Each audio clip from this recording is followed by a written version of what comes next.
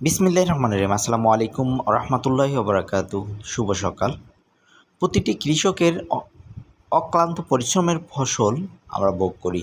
আমরা 80% কৃষি ভিত্তিক দেশে আমাদের কৃষক সবসময় অবহেলিত এবং নির্যাতিত।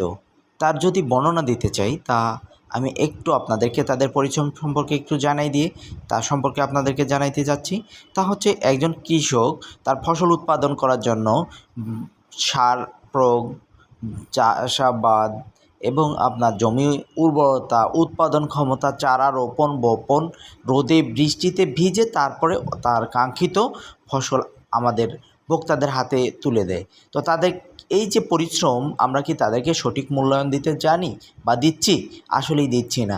কারণ তাদের জন্য কোনো শীর্ষ অবস্থানে ভালো সুবিধা নেই, কোনো কিছুই নেই। তারা সবসময় বঞ্চিত এবং তাদেরকে গেয়ো এবং গ্রাম্যা বলেও আমরা উপহাস করে থাকি। কিন্তু আসলে সঠিক কথা বলতে, আমরা যদি এই কৃষককে এত অবহেলা করি আর কৃষক যদি উৎপাদন করা বন্ধ করে দেয়, আমরা কি ওই 10 টাকার আলু 70 টাকা 80 টাকায় কিনে খাবো?